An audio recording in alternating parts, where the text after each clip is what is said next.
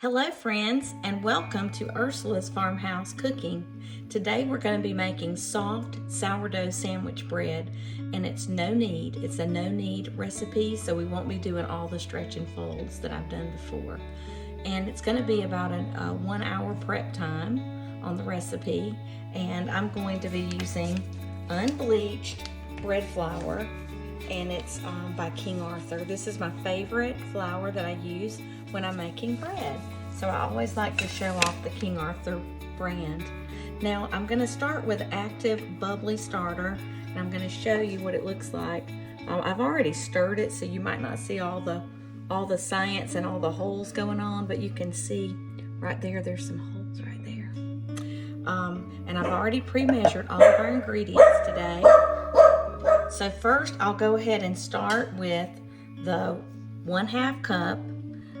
Actually, it's 1/3 cup or 65 grams. Remember I measure in grams for everything with my scale. So it's 65 grams of bubbly active sourdough starter. So let me go ahead and scrape off my spoon because that'll be a few more grams. And I'm gonna put my starter in my big bread bowl.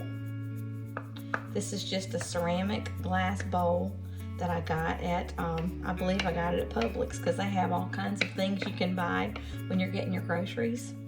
But you could get one at Walmart or Amazon or wherever you want to get a big bowl. Just suit yourself, honey. So I've got my active starter in the bowl, and I want to get every little bit out because these are measured in grams. So the next step is I have to have 1 1/3 cups of warm water, and it cannot be more than 100 degrees. So it needs to be between 95 and 100 degrees. I've already pre-measured the water, and I used Dasani water. You can use any bottled water that you'd like to. And I checked the temperature of the water. It was 95 degrees exactly. Now I'm going to get as much of that sourdough batter out as I can. And now I'm going to use my dough whisk, my Danish dough whisk, and I'm going to start blooming the starter. So it just looks real watery right now. And I'm just going to whisk it around for a few seconds. I love my dough whisk. It is very hard to clean though, I will warn you. I'm gonna be on the hunt for another dough whisk that's not so hard to clean. I like the look of it, but it's very hard to clean. And my wooden spoons are very hard to clean. I have to let them soak in dish soap water, because they are not dishwasher safe. Any of your wooden tools, you have to take really good care of them, because they're very organic, and you don't want the wood to warp in the dishwasher.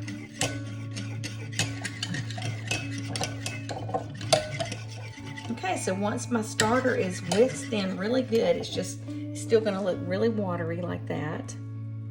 And the next step is to put in 1/4 cup or 56 grams of granulated sugar. I've already pre-measured my sugar. It's just regular sugar. All right, so we'll just keep whisking away. By the way, if you hear Stanley and Gracie barking in the background today, I've already given them a cookie as a treat. So just forgive them if they start barking. We have some guys working in the yard today, and they're refreshing our pine straw. So they are kind of going crazy this morning, barking. Okay, after the sugar, we're gonna put in 3.5 to 4 cups, no more than 500 grams of bread flour. And remember, I'm using the King Arthur bread flour. I already have that pre-measured, and I just put them in little tubs like this. And I'm just gonna go ahead and dump it in. And this dough whisk is only gonna work for so long, and then I'm gonna have to get my hands involved. So I will go wash my hands one more time. Seems like I'm always washing my hands in the kitchen. Do you do that?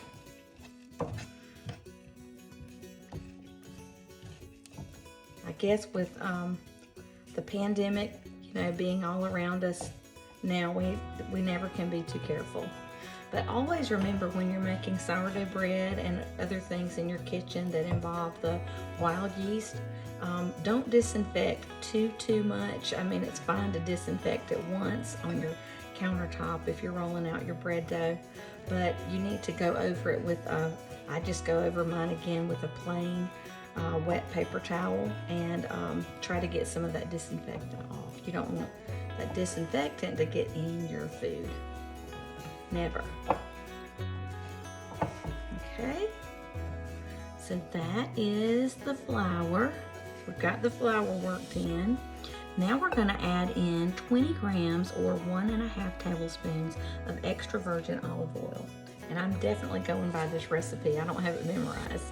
So if you see my eyes glance, you'll know I'm looking at my recipe. So here's the olive oil, and it's extra virgin olive oil. Doesn't matter what brand you use. And then the 2 teaspoons or 9 grams of salt. Now, it did call for sea salt, so that's what I used today. I used Morton sea salt, but it doesn't have to be Morton. Sometimes it'll call for coarse salt, so that's even different, you know. This is a fine sea salt. Okay. I'm gonna use my dough whisk just a little bit more, and I'm gonna get my hands in it.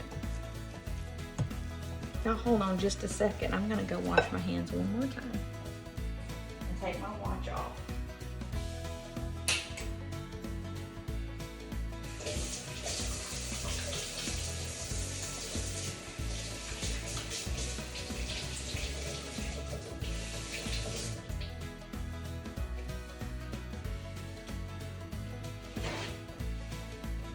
I'm gonna leave my hands a little bit damp to make it easier on the dough. Makes it not quite as sticky if you have damp hands. Did you know that? That's just a little tip I'll throw out there. And I try to get off all the bread dough off the whisk. Okay, that's pretty good. Now I'm just gonna work it. And it's just gonna be a shaggy dough at first.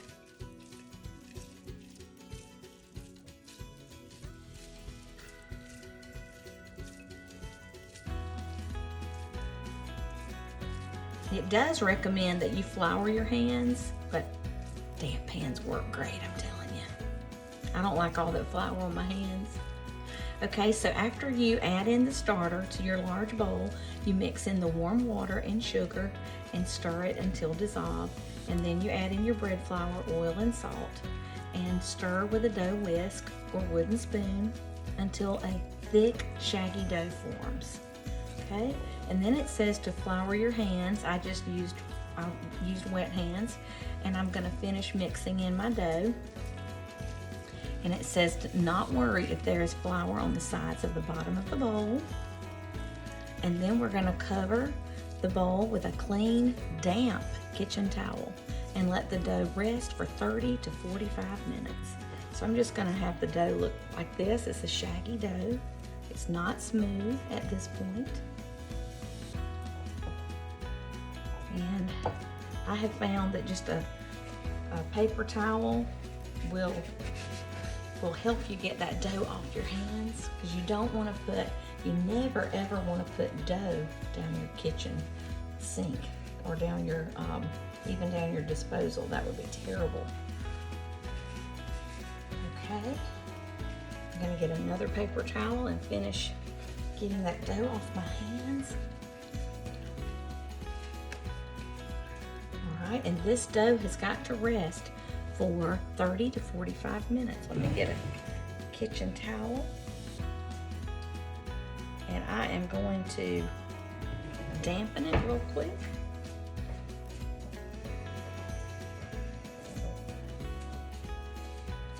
Just let some water get on there a little bit. Okay, so I'm gonna set my timer for 30 to 45 minutes. I think I'm gonna do 45. I always like to let it rest, you know, the maximum amount of time.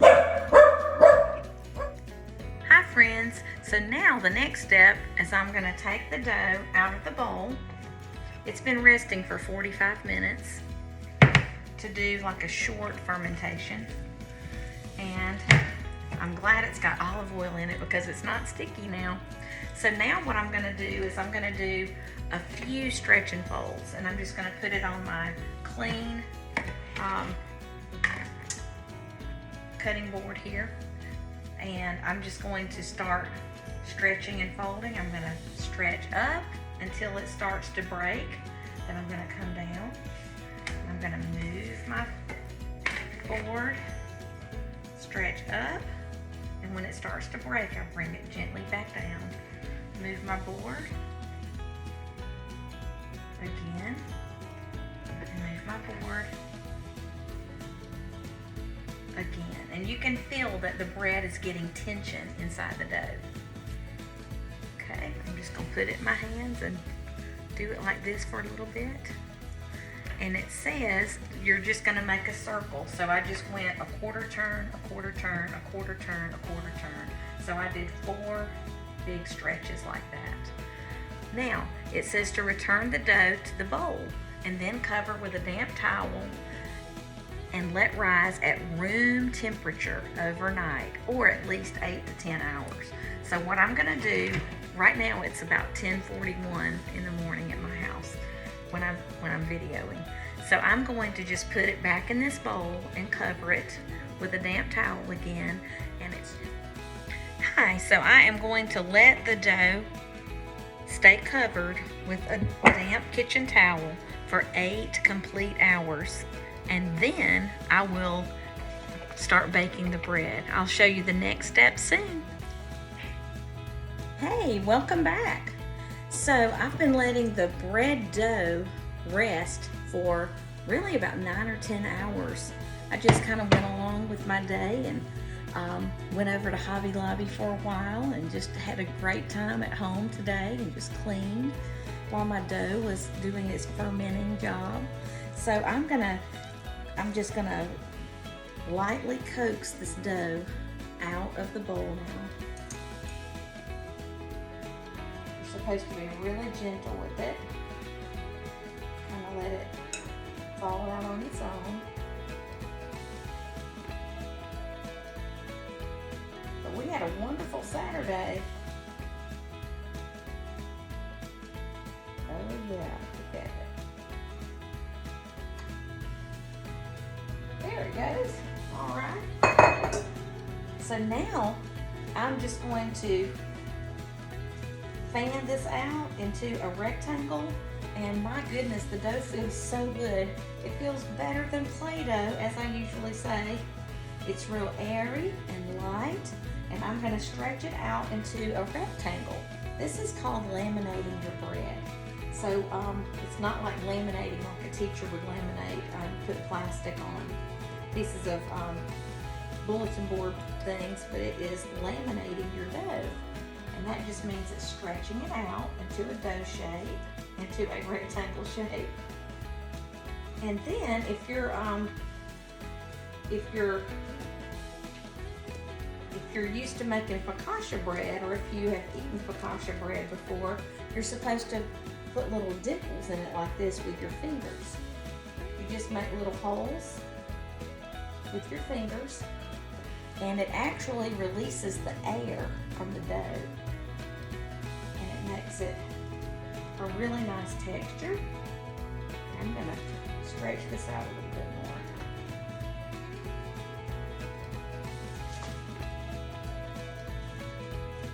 So it releases the air is what the dimpling does. And this is exactly what you would do with focaccia bread. If you've ever made focaccia bread, that Italian bread, it's so good for dipping in bruschetta and other dipping oils. All right, so we've released a lot of air from this dough. All right, and so the next steps, it says we're going to make it go into a log shape. So I'm just going to roll it into a log shape like so. And my pan is only this long, so this is a whole lot longer I could actually probably make 2 loaves out of this bread.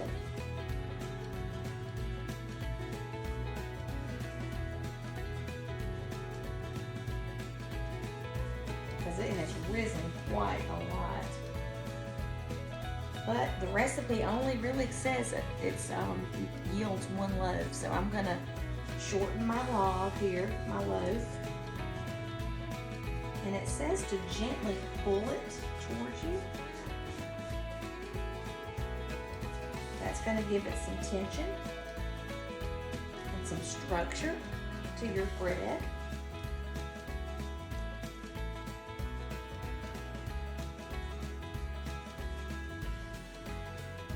And it doesn't matter if you roll it over, it's fine. And again, this is a no-knead sandwich bread, so it didn't take all these stretch and folds and stretch and folds. Now, this has to proof or rise for 1 to 2 hours, depending on how well it's rising. I have a bread proof button on my Samsung, so you can look and see if you have one on your oven. There's a lot of ovens that have that feature now. I've already oiled my pan. This is just a pan that I got at the dollar store, I believe, like at Dollar General. But if you get a Pampered Chef pan, you might not have to oil it, I'm not sure. I have to read on there. But I put avocado oil on a paper towel and just worked it around so that I've got oil on all 4 sides. And I'm gonna go ahead and put my loaves in there. I'm gonna shorten it a little bit more. Looks like it's gonna be so good, y'all. I'm excited. And I'm having company come over tomorrow for my son's birthday. I'm gonna be serving dinner rolls, and I've already made them. They are in the freezer. So all I've got to do is let them rise for about 4 hours before I bake them tomorrow afternoon. And I'm gonna be making some fried chicken for my family, so they are all excited. We're gonna have peas out of the garden, and our dinner rolls, and homemade mashed potatoes, and a big birthday cake from the bakery, from a local grocery store bakery, Publix. So, yeah, I think we're done, and I'm just going to let this rise in my oven on that bread proof setting, and it's going to rise for 1 to 2 hours, depending. If it comes on up to the top of the pan, I'll let it go ahead and bake then. But if it still looks like this in an hour, I'll give it some more time. So it's up to you. If it says 1 to 2 hours, it just depends on your judgment. Well, y'all have a wonderful afternoon, and I'm going to try to put this recipe in the comment section. It will have to cook for 40 minutes. It'll bake for 40 minutes on 375, and it will be a beautiful golden brown. And I usually like to put some melted butter on the top whenever it comes out of the oven. That makes it beautiful and shiny. But I enjoyed doing this video for y'all. Y'all have a wonderful, wonderful night with your family. Bye-bye.